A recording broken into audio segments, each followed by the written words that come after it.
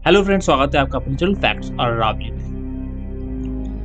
आज का हमारा विषय है मेगालिथ ऑफ इंडोनेशिया। कैसे बड़े बड़े स्ट्रक्चर पुराने समय में बनाए गए जो कई हजारों साल पुराने हैं। इंडोनेशिया का एक महापाषाण इतिहास है जो प्रागैतिहासिक युग से हजारों साल पुराना है। पुरातत्ववेत्ता इनकी उत्पत्ति नवपाषाण काल में 2500 ईसा पूर्व और 1000 ईसा पूर्व के बीच बताते हैं, लेकिन हाल के साक्ष्यों से पता चलता है कि यह और भी पीछे बहुत आगे जाता है।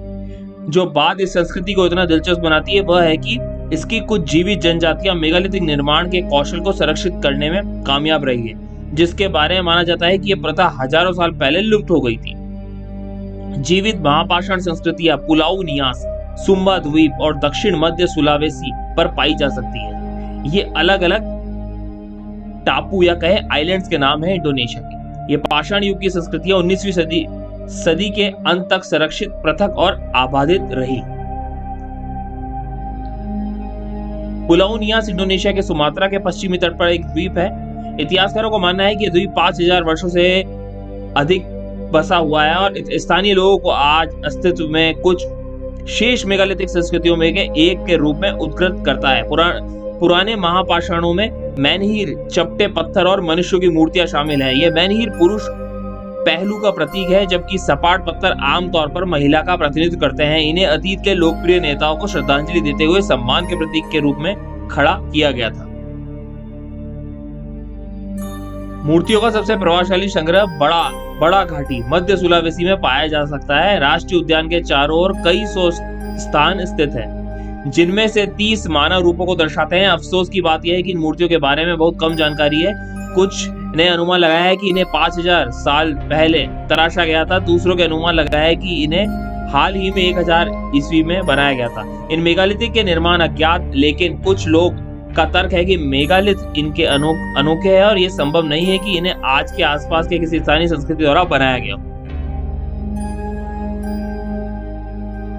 बस थोड़ा पूर्व में तोराजा लोग रहते थे, जो अभी भी जीववाद की प्राचीन परंपरा को पालन करते हैं। तोराजा की सबसे उल्लेखनीय विशेषता उनका अंत्येष्टि संस्कार है।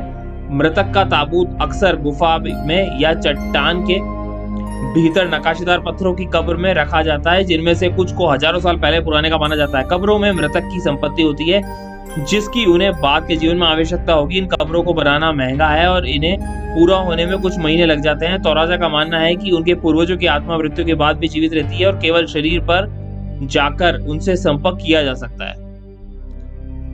मलेशिया के दक्षिण में पेंगकलान कैंपास नामक एक छोटा सा गांव है, जहां एक छोटे ऐतिहासिक स्थल पाए जा सकते हैं, जिसमें बट्टू हिडुप के नाम से भी जाना जाता है। इस परिसर के भीतर 3 प्राचीन मेगालिथिक की एक श्रृंखला है। प्रत्येक की ऊंचाई लगभग 2 मीटर है। अपनी विचित्र आकृतियों के कारण इन्हें तलवार चम्मच पतवार के नाम से भी जाना जाता है। ऐसा माना जाता है कि अज्ञात बुतपरस्त संस्कृति के स्मारक है, जो इस्लाम के आगमन से पहले मलेशिया में प्रचलित है। इतिहासकारों ने इनका निर्माण काल लगभग 200 ईसा पूर्व बताया गया है। स्थानीय लोग इन्हें जीवित पत्थर कहते हैं, जिनके बारे में कहा जाता है कि रात में चमकते हैं और इनमें विशेष उपचार गुण भी है।